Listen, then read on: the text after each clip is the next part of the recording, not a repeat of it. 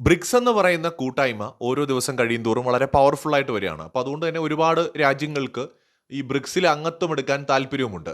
BRICS അത് work ചെയ്യുന്നത് കുറച്ച് ഡിഫറൻ്റ് ആയിട്ടാണ്. എന്ന് വെച്ചാൽ ബ്രിക്സിലെ പുതിയ മെമ്പേഴ്സിന് സ്ഥാപക അംഗങ്ങൾക്കുള്ള എല്ലാ അധികാരങ്ങളും ഉണ്ടോ എന്ന് സംശയമാണ്. അതിനെക്കുറിച്ചൊരു വലിയ ഡിബേറ്റ് തന്നെ നടക്കേണ്ട ഒരു ടോപ്പിക്കാണ്. നമുക്ക് വ്യക്തമായിട്ട് അറിയില്ല ബ്രിക്സിന്റെ ചട്ടക്കൂടുകൾ അത് എങ്ങനെയാണ് പ്രവർത്തിക്കുന്നത് എന്നൊക്കെയുള്ള കാര്യങ്ങളിൽ ഇപ്പോഴും വ്യക്തത കുറവുണ്ട്.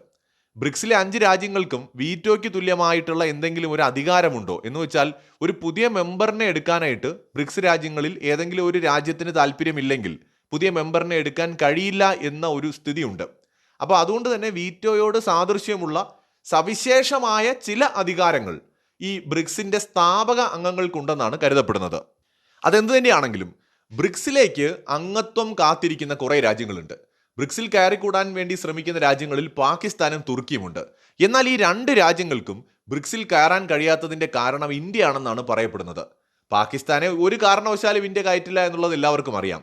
എന്നാൽ തുർക്കിയുടെ കാര്യത്തിലും ഇന്ത്യ അങ്ങനെ ഒരു നിലപാടെടുത്തിരിക്കുന്നുവെന്നും ഇന്ത്യ തങ്ങളോട് റിവഞ്ച് എടുത്തു എന്നുമാണ് തുർക്കി ഇപ്പോൾ പറയുന്നത്. തുർക്കിഷ് മാധ്യമങ്ങൾ പല ഡിപ്ലോമാറ്റ്സിനെയും ഉദ്ധരിച്ചുകൊണ്ട് ഇത്തരം വാർത്തകൾ പ്രസിദ്ധീകരിച്ചിട്ടുണ്ട്. എന്ന് വെച്ചാൽ ഇന്ത്യയുടെ ഒരു റിവഞ്ചാണ്. കാരണം എന്താണെന്ന് എല്ലാവർക്കും അറിയാം. പാകിസ്ഥാനെ തുർക്കി ഇന്ത്യക്കെതിരായിട്ടുള്ള യുദ്ധത്തിൽ സഹായിക്കുന്നുണ്ട്. അല്ലാതെയും ഇന്ത്യക്കെതിരായ പല നീക്കങ്ങളിലും തുർക്കി പങ്കാളിയാവുന്നുണ്ട്. അത് ബംഗ്ലാദേശിലാണെങ്കിലും ശരി, പാകിസ്ഥാനിലാണെങ്കിലും ശരി. ഈ തരത്തിൽ തുർക്കി അനാവശ്യമായിട്ട് ഇന്ത്യക്കെതിരെ വരുന്നതുകൊണ്ട് ഇന്ത്യയുടെ റിവഞ്ചിന്റെ ഭാഗമായിട്ട് ഇന്ത്യ തുർക്കിയെ ബ്രിക്സിൽ കടക്കാൻ അനുവദിക്കുന്നില്ല എന്നാണ് തുർക്കി വിശ്വസിക്കുന്നത്. ഇന്ത്യയിൽ നേരത്തെ പ്രവർത്തിച്ചിരുന്ന ഒരു മുൻ തുർക്കിഷ് അംബാസഡർ ഉണ്ട്. ഇയാൾ ഇന്ത്യയുടെയും പാകിസ്ഥാന്റെയും അംബാസഡർ ആയിട്ട് പ്രവർത്തിച്ച ആളാണ്. അദ്ദേഹം പറയുന്നത് ന്യൂഡൽഹിയുടെ ഇപ്പോഴത്തെ നീക്കങ്ങൾ ഒരു റിവഞ്ച് മൈൻഡോട് കൂടിയിട്ടാണ്. ഇന്ത്യ ഒരിക്കലും തുർക്കിയെ ബ്രിക്സിൽ അംഗമാകാൻ അനുവദിക്കുകയില്ല. അതിന് പല കാരണങ്ങളുണ്ട്. ഒന്ന്, പാകിസ്ഥാനും തുർക്കിയും തമ്മിലുള്ള ബന്ധമാണ്. പാകിസ്ഥാനെ തുർക്കി സഹായിക്കുന്നതാണ്. മറ്റൊന്ന്, ഇന്ത്യക്കെതിരെ ഒരിക്കൽ തുർക്കി സ്വീകരിച്ചൊരു നിലപാടുണ്ട്.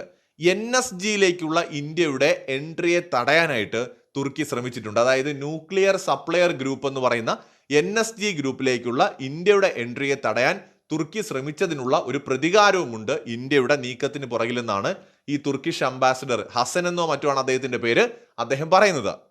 തുർക്കിഷ് ഡെയിലി ന്യൂസ് പേപ്പറിന് കൊടുത്തിട്ടുള്ള ഒരു അഭിമുഖത്തിലാണ് അദ്ദേഹം ഇക്കാര്യങ്ങൾ പറഞ്ഞത്.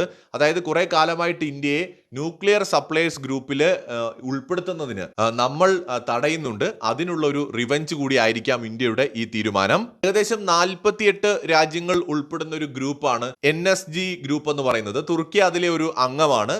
നിലവിലെ ഈ ഒരു ഗ്രൂപ്പിന്റെ ഗൈഡ് ലൈൻസ് അനുസരിച്ച് NPT സൈൻ ചെയ്യാത്ത രാജ്യങ്ങൾക്കൊന്നും തന്നെ NSGയിൽ അംഗമാകാൻ കഴിയില്ല. എന്നാൽ ഇന്ത്യക്ക് ചില ഇളവുകൾ നൽകാൻ NSG ആലോചിച്ചെങ്കിലും അതിനെ എതിർത്ത രാജ്യങ്ങളിൽ ഒന്ന് തുർക്കിയാണ്. ബ്രിക്സിൽ അംഗമാകാതിരിക്കാൻ തുർക്കിയെ അല്ലെങ്കിൽ എതിർക്കുന്നതിൽ ചീഫ് ഓപ്പണന്റ് ആണ് ഇന്ത്യ എന്നാണ് ഈ ഒരു ഡിപ്ലോമാറ്റ് പറയുന്നത്. മാത്രമല്ല, നാറ്റോ അംഗം കൂടിയായിട്ടുള്ള തുർക്കി ഈ ഒരു ബ്രിക്സിലേക്ക് വരുന്നത് ശരിയല്ല എന്ന അഭിപ്രായവും ഇന്ത്യക്കുണ്ട്. ഈ കാരണങ്ങളാലാണ് തുർക്കിക്ക് ബ്രിക്സിൽ അംഗമാകാൻ കഴിയാത്തത്. അതായത് ഇന്ത്യ പഴയതുപോലെയല്ല, ഇന്ത്യ കൃത്യമായിട്ട് തിരിച്ചു പണി കൊടുക്കുന്നുണ്ട്. ഇപ്പോൾ ഇന്ത്യക്കെതിരെ ഏത് രാജ്യം പോയാലും ആ രാജ്യത്തിനെതിരെ ഇന്ത്യയും പോകും. കാരണം നമ്മുടെ ഇൻട്രസ്റ്റിനെതിരായിട്ട് നിങ്ങൾ പോയാൽ നിങ്ങളുടെ ഇൻട്രസ്റ്റിനെതിരായിട്ട് നമ്മൾ പോകും. ഇപ്പോൾ പാകിസ്ഥാനെ നിങ്ങൾ സഹായിച്ചോളൂ, അതിൽ കുഴപ്പമൊന്നുമില്ല. പക്ഷേ നിങ്ങളുടെ ശത്രുക്കളെ ഞങ്ങളും സഹായിക്കും. അതുകൊണ്ടാണ് ഇന്ത്യ അർമേനിയെ സഹായിക്കുന്നത്.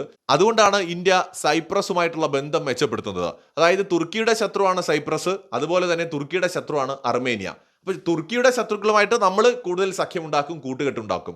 അവർക്ക് നമ്മൾ ആയുധങ്ങൾ കൊടുക്കും. അപ്പോൾ ഇങ്ങോട്ട് പണിയാൻ വന്നാൽ അങ്ങോട്ട് അതേ നാണയത്തിൽ പണി കൊടുക്കും. നമ്മളെ ഇപ്പോൾ NSGയിൽ കയറുന്നതിന് നിങ്ങൾ തടഞ്ഞ ബ്രിക്സിന്റെ പടി കാണാൻ നിങ്ങളെ ഞങ്ങൾ സമ്മതിക്കില്ല. അത് മാത്രമല്ല, ഇന്ത്യ വിരുദ്ധമായിട്ടുള്ള രാജ്യങ്ങൾ ബ്രിക്സിൽ കൂടുതൽ വരാതിരിക്കാൻ ഇന്ത്യ വളരെയധികം ശ്രദ്ധിക്കുകയും ചെയ്യും. അപ്പോൾ ഈ ബ്രിക്സിന്റെ ഒരു പ്രത്യേകത, സ്ഥാപക അംഗങ്ങൾക്ക് താല്പര്യമുള്ള ഒരാളെ മാത്രമേ, എല്ലാ അംഗങ്ങൾക്കും താല്പര്യം വേണം പുതിയ അംഗത്തെ എടുക്കണം എന്നുണ്ടെങ്കിൽ. ചൈനയും റഷ്യയും ഇന്ത്യയും ഒക്കെ തീരുമാനിച്ചാലേ പുതിയൊരു അംഗത്തെ കൊണ്ടുവരാൻ പറ്റുള്ളൂ. അപ്പോൾ ആ ഒരു സാഹചര്യത്തിൽ ഇന്ത്യയുടെ അംഗീകാരമില്ലാതെ ഒരിക്കലും ബ്രിക്സിലേക്ക് ഒരു പുതിയ അംഗമായിട്ട് തുർക്കിക്ക് വരാൻ കഴിയില്ല. ഇനി അഥവാ തുർക്കി അങ്ങനെ വരുന്നുണ്ടെങ്കിൽ അത് എന്നായാലും ഇന്ത്യയുടെ അനുഗ്രഹത്തോടെ മാത്രമേ അത് സാധിക്കുകയുമുള്ളൂ. മറ്റൊരു വീഡിയോയുമായി വീണ്ടും വരാം.